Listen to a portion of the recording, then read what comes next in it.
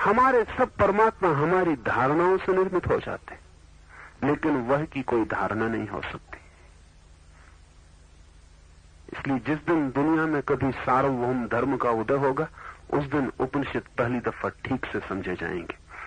उस दिन हम समझेंगे कि उपनिषदों ने पहली दफा वैज्ञानिक भाषा का प्रयोग किया है और आदमी का वो जो एंथ्रोपोसेंट्रिक, मनुष्य केंद्रित जो भाषा का जाल है, उसको बिल्कुल छोड़ दिया है, उसको हटा दिया है।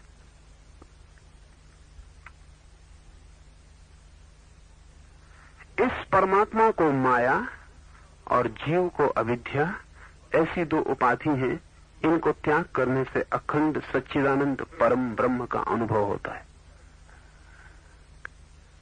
ये थोड़ा कठिन सूत्र है। परमात्मा को माया की उपाधि है और जीव को अविद्या की उपाधि कहें, बीमारी कहें।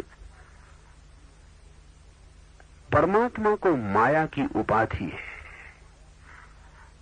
ये इस प्रत्यय में प्रवेश करना पड़ेगा, थोड़ा जटिल है और सूक्ष्म है, और मनुष्य के मन में अनेक अनेक ऊहापोह हुए। थोड़ा ऊहापोह समझ लें, फिर इसमें उतर जाएं।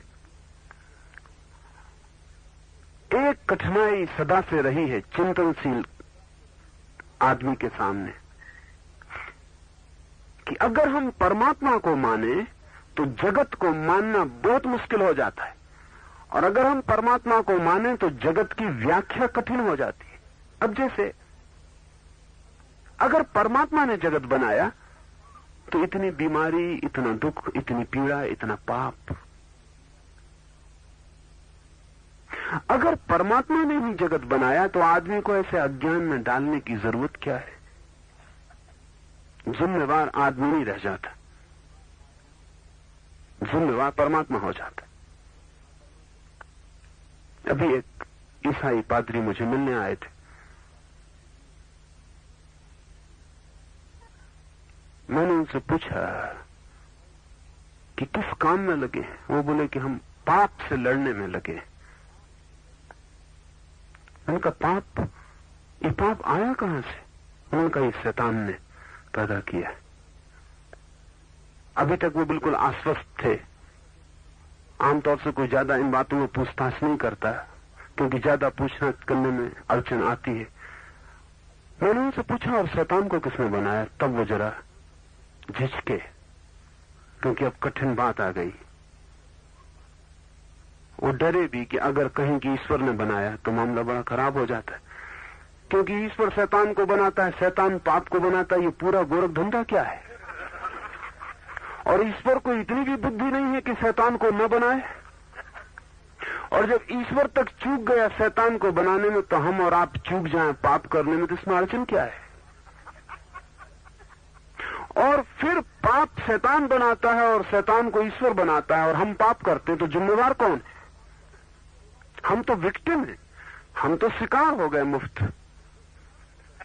हमारा इसमें कोई संबंध ही नहीं। परमात्मा हमको बनाता, परमात्मा शैतान को बनाता, शैतान पाप को बनाता, हम पाप करते हैं। इस पूरे वर्तुल में हमारी जिम्मेवारी कहां? न हम परमात्मा को बनाते, न हम शैतान को बनाते, न हम पाप को बनाते। हम इन तीनों के नाहक उपद्रव को झेल रहे हैं। वो थोड़े बेचैन हो गए। कोई उत्तर नहीं है ईसाइयत के पास।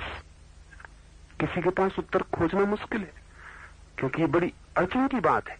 या कुछ लोगों ने, जैसे कि पारसी मानते हैं, जरथुस्त्र की मान्यता है कि दो तत्व हैं, परमात्मा और शैतान। ये दो तत्व हैं, किसी ने किसी को बनाया नहीं, दोनों शाश्वत हैं। तब और खतरा खड़ा हो जाता है, क्योंकि अगर दोनों शाश्वत हैं तो कोई भी कभी जीत नहीं सकता और कोई कभी हार नहीं सकता। शैतान और परमात्मा लड़ते रहेंगे। आप कौन हैं? आप क्षेत्र हैं जहां वो लड़ रहे हैं, कुरुक्षेत्र। और कोई जीत नहीं सकता, कोई हार नहीं सकता, क्योंकि दोनों शाश्वत हैं। उनकी भी कठिनाई है कि अगर शाश्वत न माने और ये कहें कि शैतान हार सकता है, तो सवाल उठता है कि अभी तक हारा क्यों नहीं? इतना जमाना हो गया, अभी तक हारा नहीं, आगे क्या पक्का भरोसा है। हालत तो उल्टी दिखती है कि शैतान रोज जीत रहा है। हारना तो बहुत दूर है, हालत ये दिखती है कि शैतान रोज जीत रहा है। आप जान के हैरान होंगे कि अमेरिका में अभी 1970 में एक चर्च रजिस्टर करवाया गया। कैलिफोर्निया में एक नया चर्च रजिस्टर करवाया गया है, the first church of devil, शैतान का पहला मंदिर। और उनके अनुयायी हैं, उनका आर्च प्रीस्ट है, और उन्होंने अपनी बाइबल छापी है, और उन्होंने कहा है कि अब हम ये घोषणा कर देते हैं कि पर्याप्त है अब समय अनुभव करने के लिए कि परमात्मा हार रहा है और शैतान जीत रहा है। बात तो ठीक कहते हैं, अगर दुनिया को देखें तो उनकी बात एकदम गलती नहीं मालूम पड़ती। दुनिया को अगर देखें तो शैतान का अनुयायी जीत जाता है, ईश्वर का अनुयायी मात खा जाता है। शैतान के अनुयायी पदों पर प्रतिष्ठित हो जाते हैं, ईश्वर का अनुयायी इधर उधर भटकता रहता है। कोशिश करके देखें, इसलिए ईश्वर के अनुयायी भी ट्रिक समझ गए हैं।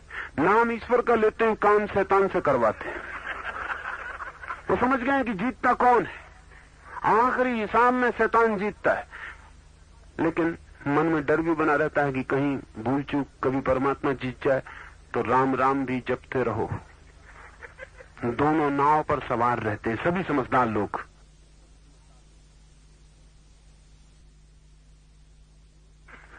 जब जरूरत होती है शैतान से काम लेते हैं, और जब कोई जरूरत नहीं होती, फुर्सत का समय होता है तो माला फेर लेते हैं।